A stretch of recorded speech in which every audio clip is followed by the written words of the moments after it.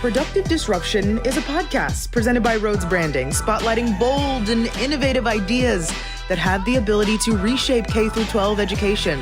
If you're looking for actionable ideas about how to operate and innovate your school, you've come to the right place. Let's get started. Welcome to another episode of Productive Disruption. I'm your host, Molly McGowan-Gorsuch, and I'm the Director of Client Engagement at Rhodes Branding. The month of February is Career and Technical Education Month, and today we're here to celebrate and elevate CTE. I'm thrilled to be speaking with a nationally recognized leader in CTE to talk about the future of career and technical education, as well as strategies to advance it in schools nationwide. So let me tell you a little bit about my guest. Dr. Sarah Heath is the State Director for Career and Technical Education in Colorado, and she's also Associate Vice Chancellor for CTE at the Colorado Community College System.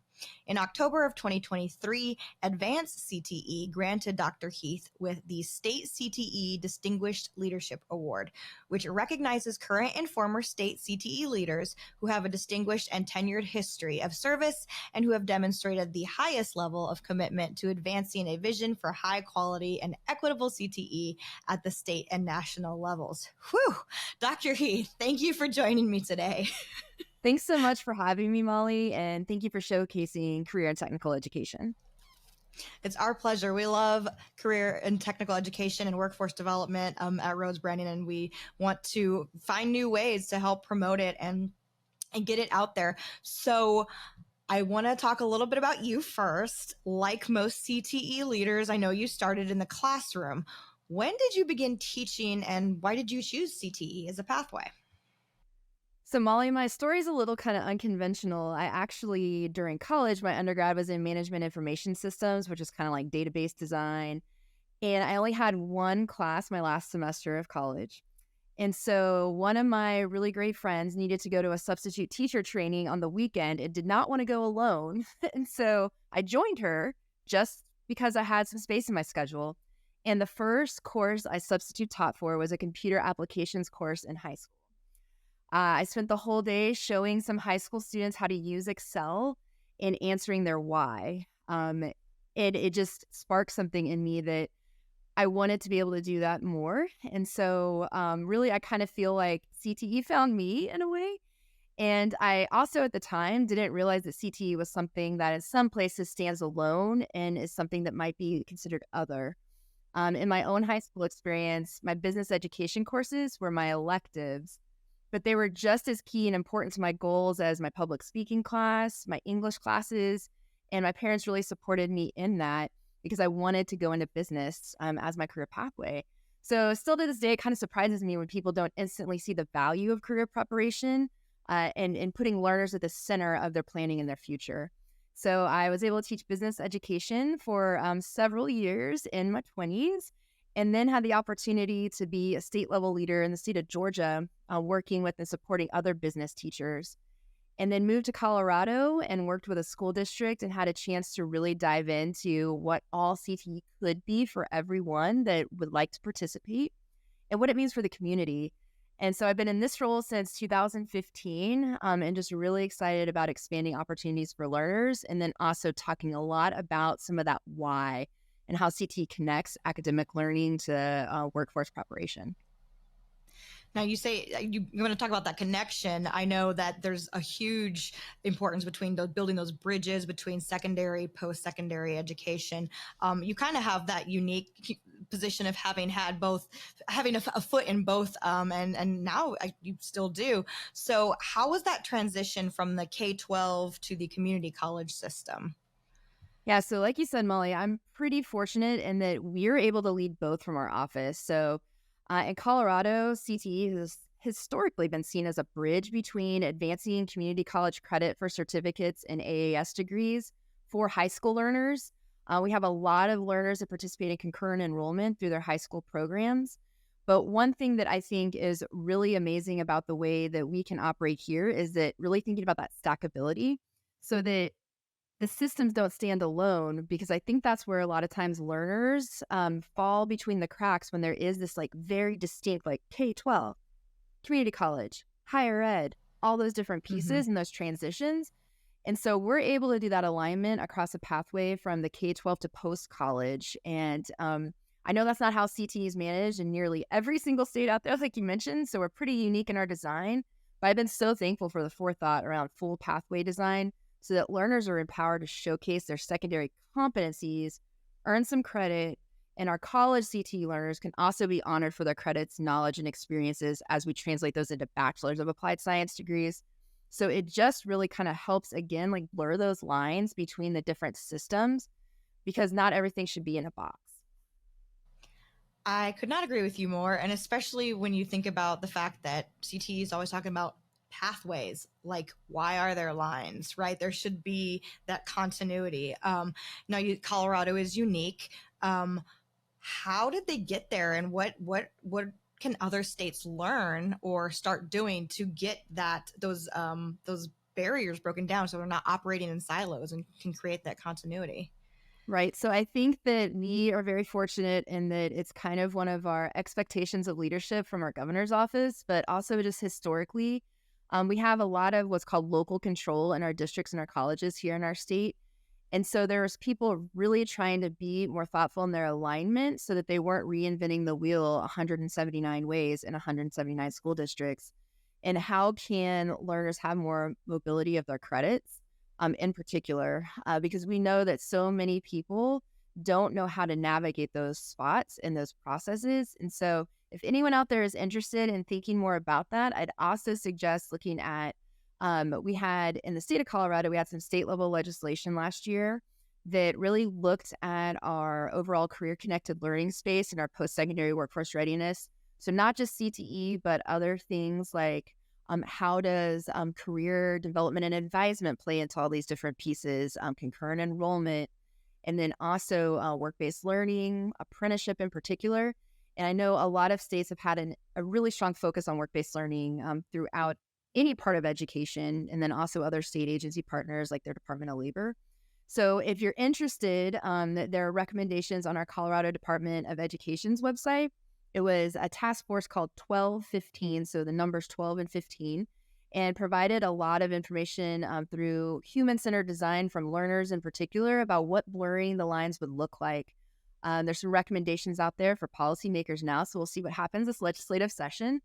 But I would suggest looking there and looking at other states who have some state-level legislation that can help support bringing people together.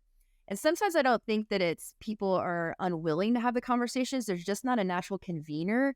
So I think that's where we've been very fortunate to kind of sit at that intersection because we are inherently the convener because we provide the federal resource, which is called Perkins, to everyone who uses CTE programming. So I would suggest that as a first step, kind of diving into some of those policies that might be able to be replicated where you're at. Now, there's going to be some of those states that, like you said, that is unique. You have that, you're a convener. I love that. But where do you see some emerging opportunities for maybe districts that can do at that maybe smaller, more localized level to connect with their local community college to advance that CTE and workforce development and breaking those bridges and creating those continuity of learning? So I think a great place to start is around some recognized industry credentials. And a lot of people have access to some different tools that really analyze like job postings to see what employers are putting out there as requirements for entry-level employment. And so I know we've had an opportunity to work with a lot of our school districts and looking at that list and seeing what industry recognized credentials a learner can earn while in high school, and then take that industry recognized credential and get some credit for prior learning through a prior learning assessment, just connection point with the college. Because I know a lot of times we've had things like articulation agreements and some different things that really put the onus on the learner to then figure out how to navigate their next step. But if you dive into industry recognized credentials, 9 times out of 10, your state is going to have a recognized matrix of what earns credit because adult learners are bringing those to the table too when they matriculate to a community college. So I would suggest that as a really great first step because there is some demand from an employer because they're putting it in a job posting. There is a way and a mechanism to connect to advance that information to create a certificate or associate's degree partnership with your community college. so that that learner can also have some of those social mobility pieces that might come with actually having an earned college credential in addition to an earned industry recognized.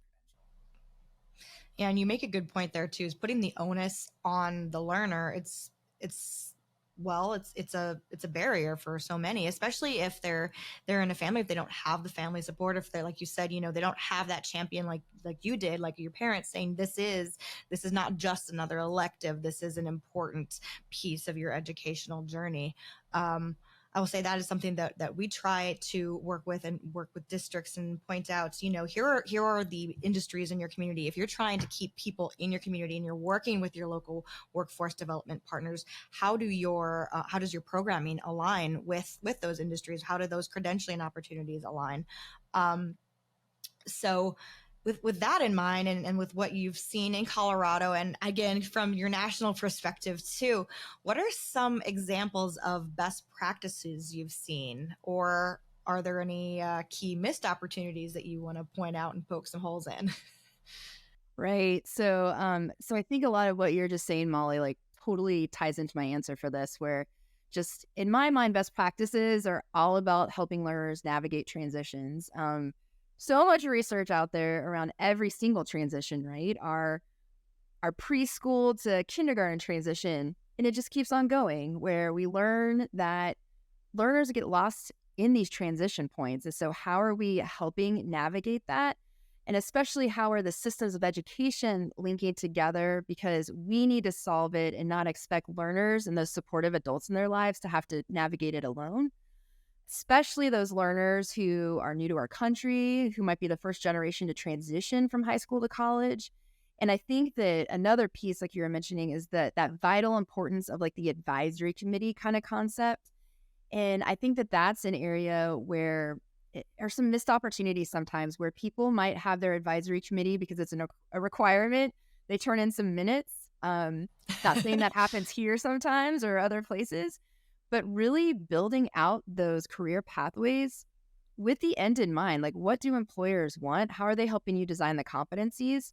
And that's where I'm really excited about some of our work, tying CTE to registered apprenticeships and some of those sponsors of our registered apprenticeships, and thinking through what competencies are they building out for people that they're employing through the earn and learn model, and how are we back mapping that into high school and then also foundationally into middle school CTE programs, so that with constantly evolving industries, we're really focusing on some of those essential skills that will then help a learner have more control as they navigate. Because our learners want it. They want to be at the center of some of these design pieces, and they don't know how, and we need to empower them to do so. Exactly. Like I was just about to say that word, empower. When you have the choice, I mean, even as a young student, I was thinking about apprenticeships, and thank God I did take some apprenticeships, because it was just valuable, showing me what I didn't want to do as well as what I Exactly. did want to do. And I didn't waste my time in a higher ed space. I was able to capitalize on that time. But thinking again, you mentioned middle school and back mapping to middle school. That is something that I know we're seeing a lot of districts, at least some of the districts that we're working with in different states, saying, this is where we want to dive in even more. For better, for worse, a lot of the focus is on high school, but like you said, those connection points, those transition points, like 6th and 8th grade, are pretty important. So what are those things that, and you mentioned Colorado's doing, some of the things that are really, really working in your area? Right. And I think that too, our learners are changing, right? And our learners have some expectations, and we need to meet them. We meet with learners all the time that talk a lot about how they've had an opportunity through access to technology that, their supportive adults never even dreamed of, where, we have a running joke around, people don't need to memorize some things. They can use YouTube to help them figure out and solve some pretty direct problems, and you can pause it and keep going. And how are we honoring that and changing the way we do business to really meet our learners where they want us to be and advance them along their ever emerging pathways, because industry is changing all the time too. Think a lot about artificial intelligence, what that's going to do for some things in like the production space, and how are we supporting our learners in CTE programs and pathways. Start thinking in middle school about some of those aspects of why it's important to have those core kind of essential and employability skills so you can translate that into any industry. What about elementary schools? I'm sure you have some thoughts on elementary as well. I do. And actually, as a mother of a 5-year-old, I have a lot of a lot of thoughts around early childhood and elementary. And just I'll just kind of tell like a little brief story here. Personal point of privilege when I got the mic. My son's been able to visit what we call our career and technical student organizations, or CTSOs, which are a vital component of CTE programs that really dive into leadership development, where local learners are leading their peers through community service, goals and opportunities linked to their pathways. And one of those CTSOs is called Skills USA, and it's our CTSO for a lot of the clusters considered to be in the skilled trades or technical sciences areas. And so my 5-year-old's been able to go to national competition. He's been able to use a welding simulator, beat out some high school students on the actual like learner leaderboard that they had. And just seeing him connect to doing and kind of seeing his wheels turn and trying to figure things out, we need to do more of that. And I think that sometimes when we think about like CTE policy, because of our federal resource, we stop at a certain age, right? We don't go down further. So how are we thinking about that as we continue to advocate for some different investments that we can have to dive in? And how are we supporting districts and using like their general fund and other resources to do that? Because I also hear from learners all the time that they love summer camp. They love experiential learning. They love all those different pieces of the why and making it tangible. So the more we can get students engaged in younger grades, we don't have to be career pathway specific, but they need to explore, because if they don't explore, they're not going to know what's out there except for what they see around them in their own families, in the media, different things like that. And there's so many opportunities that are unseen because they're not necessarily like romanticized or, how do we help people kind of tie those dots together, but really earn those key employability skills they can transfer so that they're ready for middle school and then also moving on. So I think it could be not as career specific, but really exploring all of those just general areas. But I will tell you, my kid is obsessed with welding, has had a chance to be in a high school welding program. We're an amazing learner at Future Forward Washington Square in Thornton, Colorado. Took the time to help my son actually weld a little mini project on a Take Your Kids to Work day. I'm thankful to their principal, Marv Lewis, for letting me pretend that I work there for the day and bring my son. But having people have those experiences, it's life-changing for most learners because they just don't know if they don't see it in action. Well, you also hit on a cool point there with your own story about your son and that other learner is you can utilize and amplify the learning of the older students in your community by having them mentor, and they may not be realizing they're mentoring these younger students, but that's what they're doing. And I've seen some really cool examples here, even of like the robotics teams from the high school taking their gear to an elementary school and just kind of doing a showcase and getting them involved. And of course the teachers can go from there and do the in-classroom activities, but it gets them hyped up. It gets them seeing, a cool older kid doing this, like, oh, I could do that. And it like legitimizes it in their mind of like, this is something I could do. So I love that. And I love that personal story. So another personal story I want to talk about is about your acceptance of the state CTE Distinguished Leadership Award. That was in, last October. And in your acceptance, you mentioned that Colorado CTE's work was really aligned was aligning its plan with the national CTE Without Limits vision. Now, can you first give a little background on what that CTE Without Limits vision is, and then kind of talk about how Colorado incorporated that into its state plan?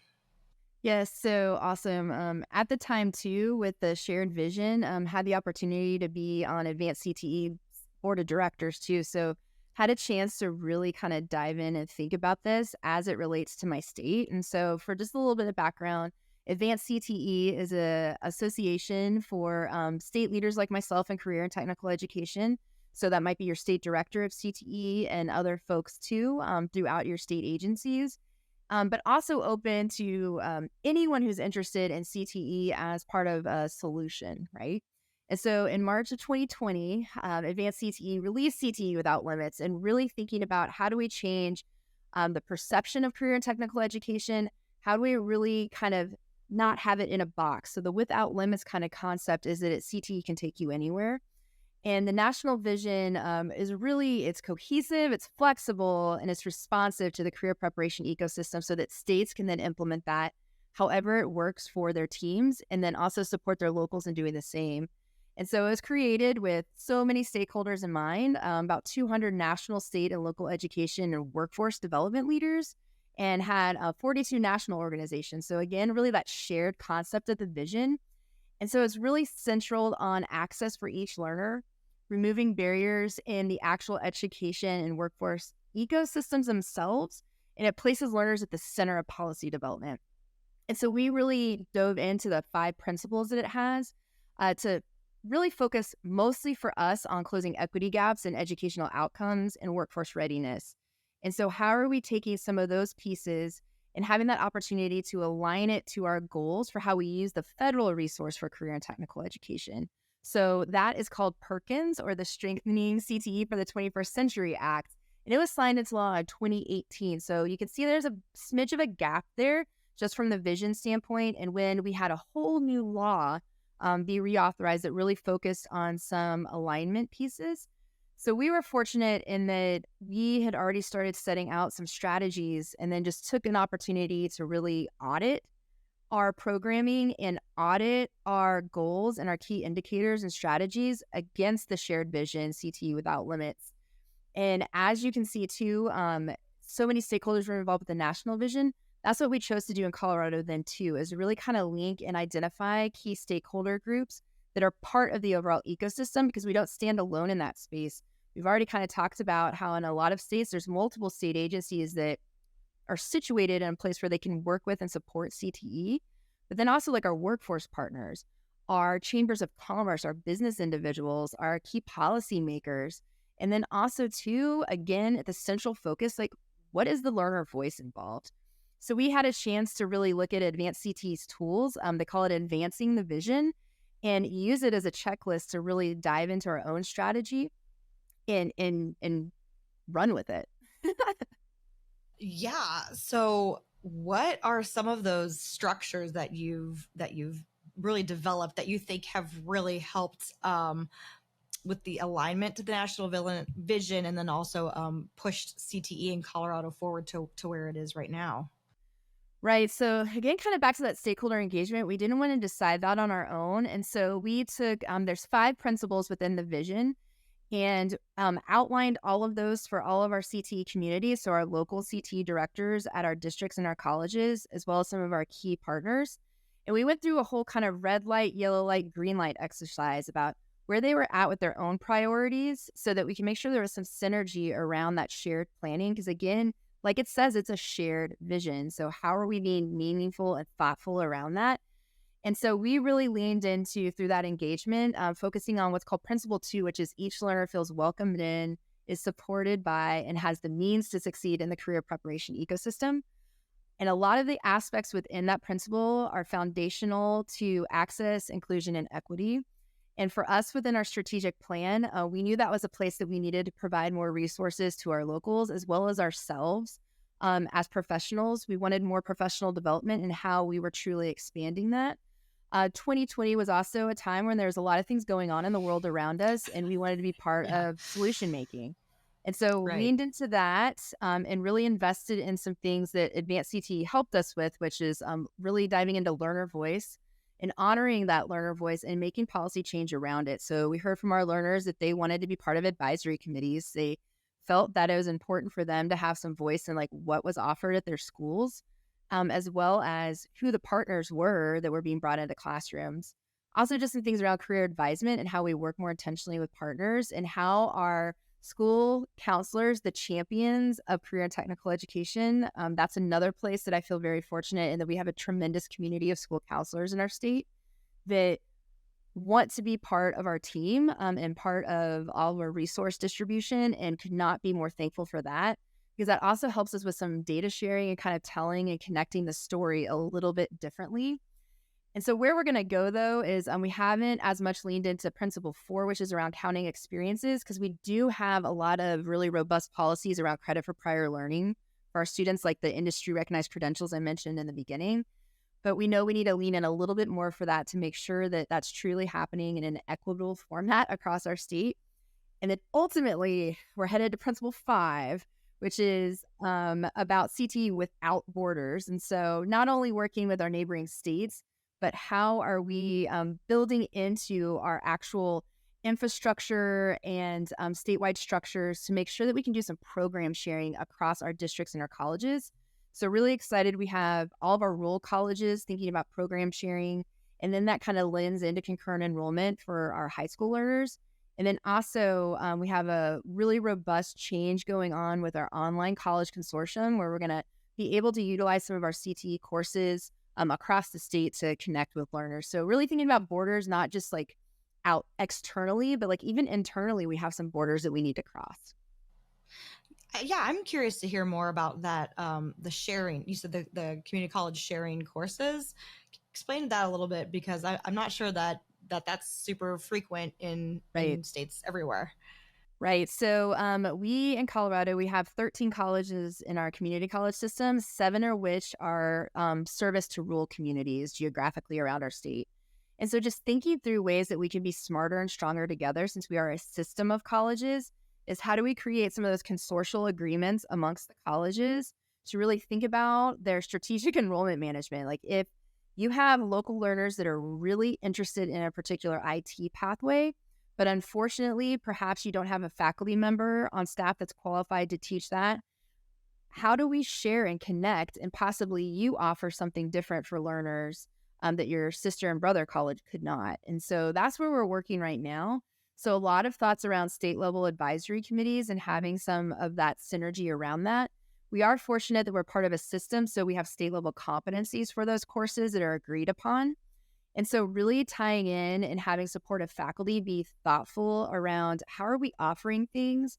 Is there a cadence to it so that we can have learners from across the state really dive in? And so from a shared programming perspective, because sometimes people get like scratchy with that, right? Like, that's different. That's different. It's really how you format those agreements, how you honor each other, and how you have like a shared financial model, so that you don't, especially also too from like a school district perspective, because we do have district sharing programs too in CTE. There can't be winners and there can't be losers. And so like, how is everyone still getting some type of format of the resource, and how are learners then having access? And so the way we see this operationalized is a lot of times it is some like asynchronous type pieces where people are almost like telepresencing into courses, or it's weekend offerings so that learners can actually travel to those locations. Or it's also using a more centralized location between 2 community college campuses that might be an industry partner being the lab space. So I'm excited because there's so much just momentum behind it, and really looking forward to having some more tangible ways that we're actualizing it in the future. That's a really cool idea and method of really, like you said earlier, empowering the student to make those choices. Because again, if they don't have them, they're not going to be able to pick and choose from the variety of perhaps pathways that they want to choose. But like you said, if you're going to one school and you can't have access to another one, that's not necessarily fair. And why should that stop an individual from pursuing what they think might be their career path? Right. I love that. I did have to laugh a little bit when you said that sometimes you get a little scratchy, because I have worked in districts before, and just thinking about 2 different school calendars syncing up together and trying to make that agreement work. Imagining how that would work across a state with multiple community colleges and sometimes school partners. I can imagine that the uncomfortable factor is probably something that hinders a lot of progress in that. So what do you think has made Colorado so just willing to kind of say, all right, yeah, it's uncomfortable, but heck, we're going to do it? I think a lot of it, honestly, is that our learners are demanding it. They need more access. They need more flexibility, especially in the community college space where a lot of our learners are working adults that are either trying to advance their career or earn a credential to try to really kind of have that personal goal almost sometimes too of having that college earned credential of value. But for us, I think a lot of it too is that there's like a financial imperative to it also too for some of our rural communities where we got to work stronger together so that we can continue to support our rural communities. And a lot of times that is collaborating. And our rural colleges, every day I am just amazed at all the services they provide our learners and how lean they can be and how they bring in all these different resources across all of their shared collaboration in the consortium to make things happen. And so I think it's that. I think it's that willingness to really, again, put learners at the center and then develop the different pieces instead of, I know plenty of folks in places around the country, it's like the schedule is determined and the schedule is the schedule. And perhaps sometimes we don't do that human-centered design about like, who is the customer in mind? And is this really what's best for them and all the things they have going on in their life, especially our adult learners, but then also our high school learners that have that responsibility to the other people around them to also be that working adult, so to speak, of their family as well. So many stories around learners that are like, I got this amazing opportunity to have this internship, but it's unpaid or I'm not getting credit for it.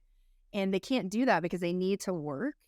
And we look at some of those root cause pieces and then figure out what is a strategic enrollment management cadence to make sure that people don't feel that burden and that pressure to decide and choose between where they're at now and where they could possibly go because they need to have access in a different way than we've always done business. Yeah, and the human-centered, like starting with the human in mind, how has that impacted, like you said, the career advising piece that Colorado's looked at? Because I know that is something that we hear often is, sometimes that missing connection could be having a real champion in Right. the career advising office to make those connections for students, especially if they don't have an adult at home who is aware of the opportunities through CTE. How have you seen districts in Colorado really kind of develop those champions in the career advising offices?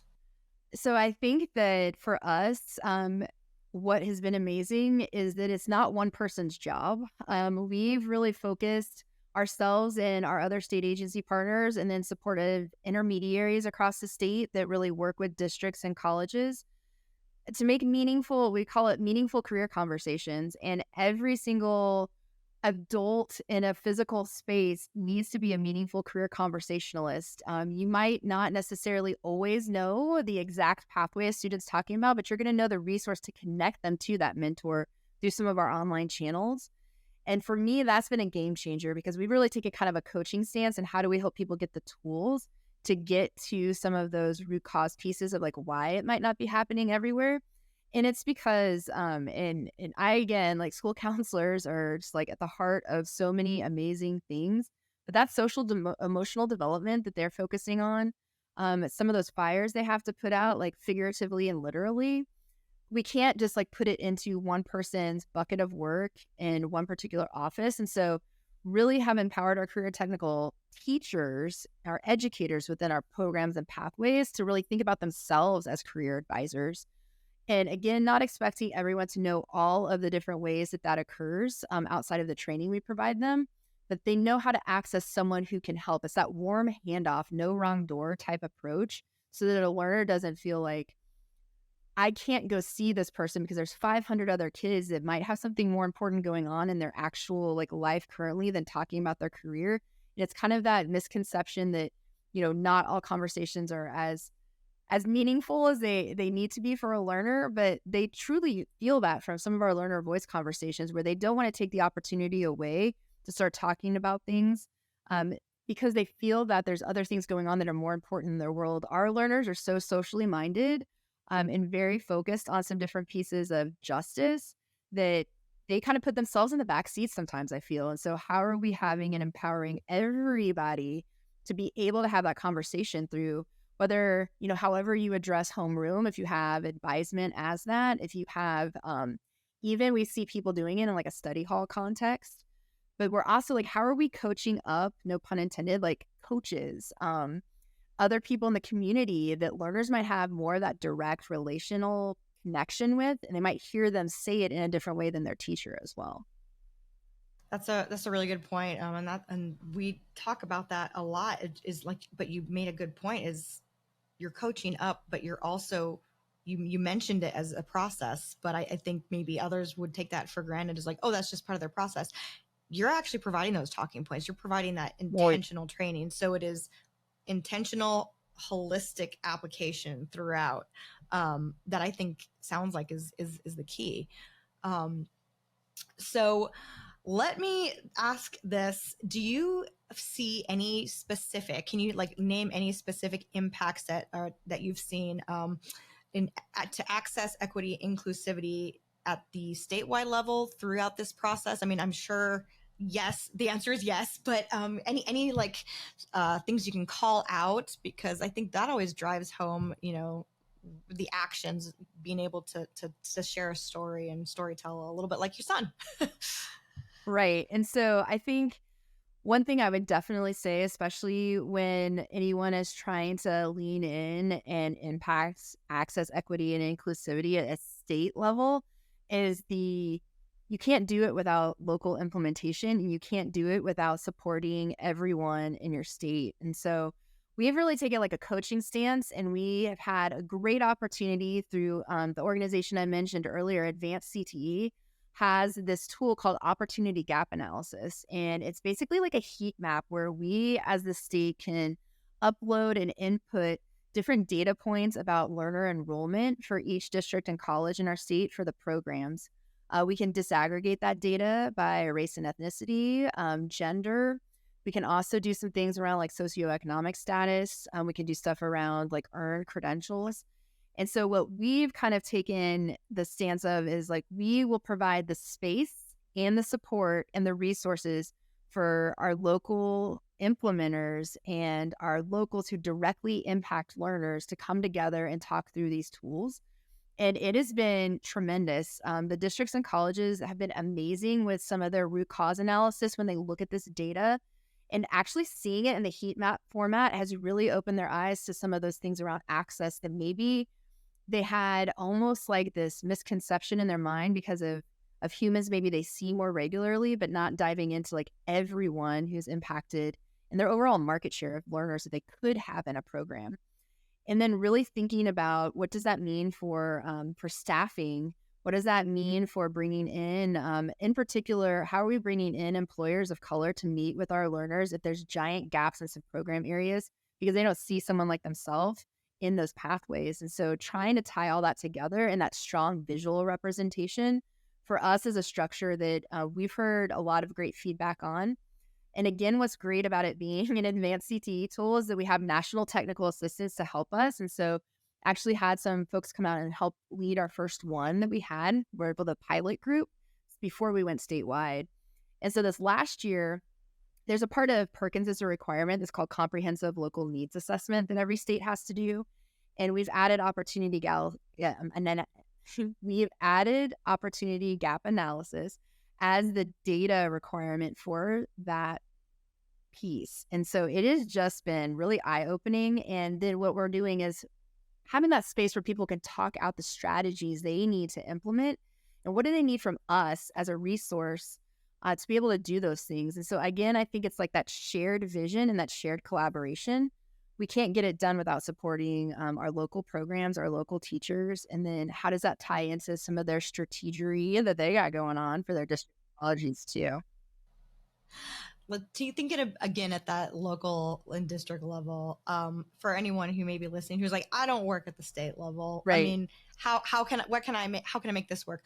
What are some recommendations that you have for those local implementers wanting to really advance CTE in their community? For on any of the points that we've talked about today, whether that is just increasing equity, hearing more of learner voice in their decision making and career advising, just any of that, but at like the district and state level that you can speak to.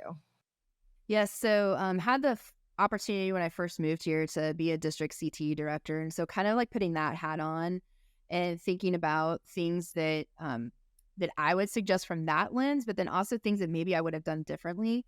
So I think that always having that open call with your CTE stakeholders about what goals they have to better serve learners. And that could be your learners, bringing them in as learner voice, but also we can't ever forget about the importance of our educators and strengthening their toolbox, but supporting them too, because none of these things can happen without educators in the classroom and business and industry partners connecting with and supporting those educators. And so one thing that I think would be amazing that I know always was a value add for me as a local CTE director was bringing the program teachers together and having that opportunity for them to craft a shared vision.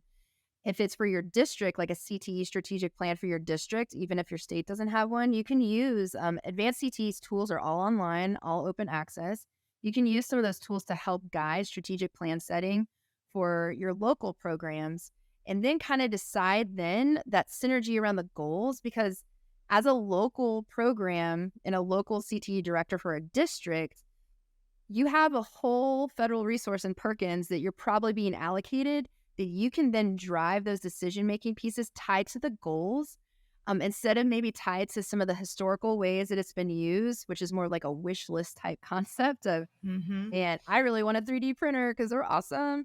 But what is that goal? What is the goal? And you could tie it to so many things. If you did have a strong industry partner that talked about how that's used in the workforce, if you had a learner talk about how they're using it for entrepreneurship activities, so many things you could connect and collaborate on. Like even thinking about like our manufacturing programs that might use their 3D printer to actually produce something that they need for something else to work. So there's so many ways to think about it and tie it together that sometimes I think we just don't give people the space and time to get strategic because there's so many things going on. And also our educators there's just so many expectations of them that I think as a local CTE leader, how are you bringing them together? Because sometimes they also might be a singleton, a one person show in their building. So they're not having that collaboration that maybe some of their academic counterparts, like the English department gets to meet together and talk about their strategy. But here is our one skilled trades teacher that has no one else to talk to in their building. So providing that space will, I think, open your eyes to like a lot of opportunities to then engage business directly with those educators and then also engage the learners with them as well through work-based learning. Yeah, it's like the job alike groups, right? That pretty much every other industry has. And you also mentioned those industry partners. That's something that we're pretty passionate about, making sure those connections are strong. Because again, like you said, that's another barrier that you can remove. There's that pathway. And also a lot of times some of the graduates of your CTE program may actually be employed by that local industry partner. What are some of your recommendations for improving and building those relationships with your industry partners at a CTE director level? Right. So I think that one thing I always experienced was like, how am I making sure that I'm not fatiguing them by asking them too much either? Because a lot of them have businesses to run, and especially during COVID, where they might have had like a leaner team themselves to get some of their work accomplished. How are we being seen as a resource and also a tool for them to increase their productivity? So thinking about school-based enterprises, thinking about how our learners can be some of those thought partners for them, and really trying to kind of make it more about that partnership instead of I need your time, talent, and treasure.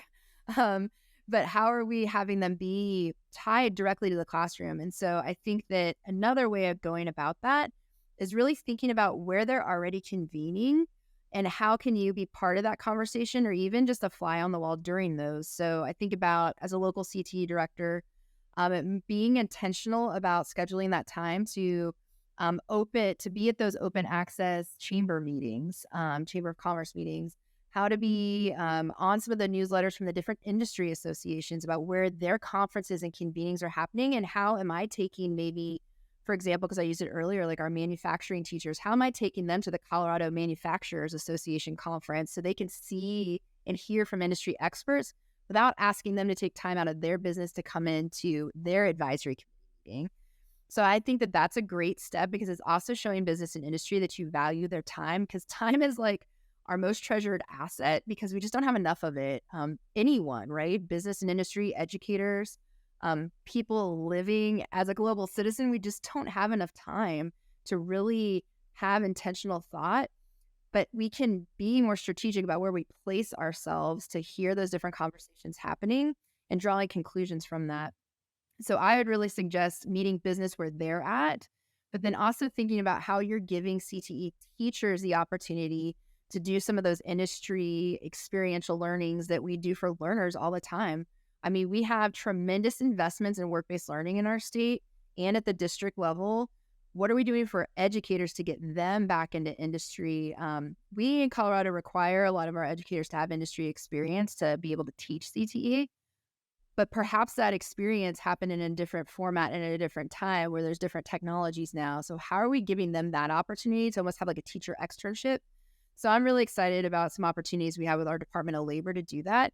But I would suggest, as a local CTE director, like that's where you can connect with your local economic developers and some of your stronger local businesses, but also thinking about your district as a business, right? Like your IT teacher can definitely connect with your chief technology officer and kind of talk about that from a strategic level of what does IT look like in our district, because districts are businesses too. And so I would just suggest that is really connecting and thinking about the resources you already have at hand and how do you insert yourself instead of trying to ask people to come to you.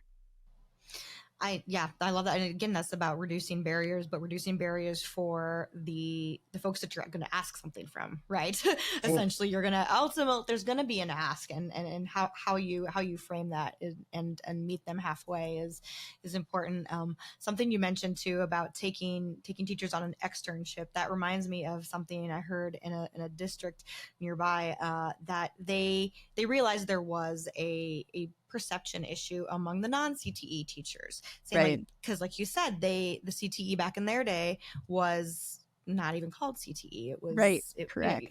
And it had a different kind of connotation. So they said, let's take them on the same trips, like you said, that we would our students. And they essentially created, and this is something we talk about all the time, is like creating those brand ambassadors. Is like they have to know what it is before they can actually share what you want them to say. You can't just give them key messages and expect them to spout them off. Like Exactly. they have to see it. They have to know the difference. So that was a game changer and like an eye opener. And I think it started changing the way conversations were being held about CTE, and hopefully that like you said will build a better knowledge base among those adults who will have impact on a student's life and choices, regardless of if they are a guidance counselor or a CTE teacher.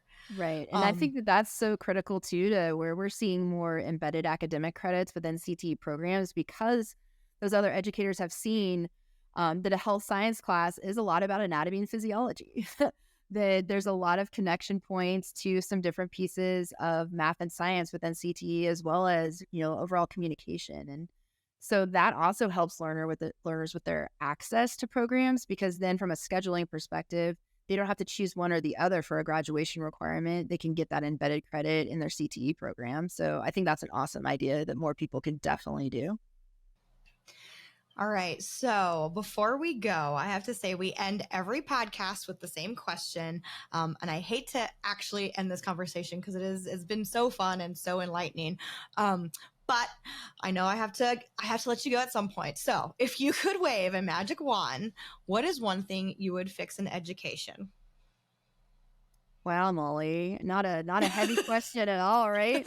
I mean, I love it, but there's so much like weight to it because there's so many things that we can do. And I think that personally, the one thing that's kind of more foundational that needs to be resolved, and then maybe these other things that I wish I had multiple magic wands to do would be like layer on top of it, is foundationally much to actually what you were just saying. For me, It's how we place that value on different types of experiences learners can have without even involving them in the process, right? It's like we have these preconceived notions about what a traditional pathway is, and our lives have changed, our world has changed. Things have been like completely rearranged, especially in the past like 3 years. And so, or 4 years now. And how can we not, place this value on what we traditionally think is the only pathway? And I wish each learner had the opportunity to connect with a why. So why? What's my why? The power of why, right? And then as educators and industry partners, we figure out the how. They don't need to figure out the how, but once we know their why, we need to make it happen for them. And I think so many times we have this box that's built around things and learners are expected to fit in it all the time. And CTE has never been that way. We've always wanted to differentiate. We've always wanted to provide experiences for learners and provide supports for them. And so how can we, again, not like try to box people in, put learners in the driver's seat of like what we should be doing, what's the why, and then we figure out the how as these education systems and workforce systems. And really, I think I would use my magic wand to like just get rid of the box.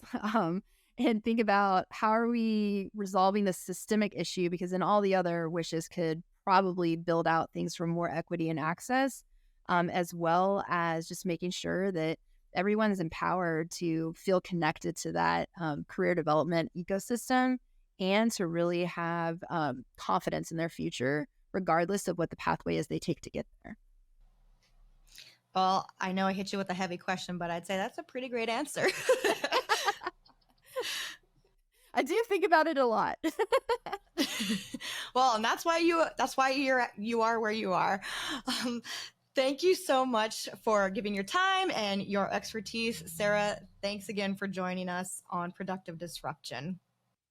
And thank you, Molly, so much. Happy CTE month, everybody. Happy CTE month.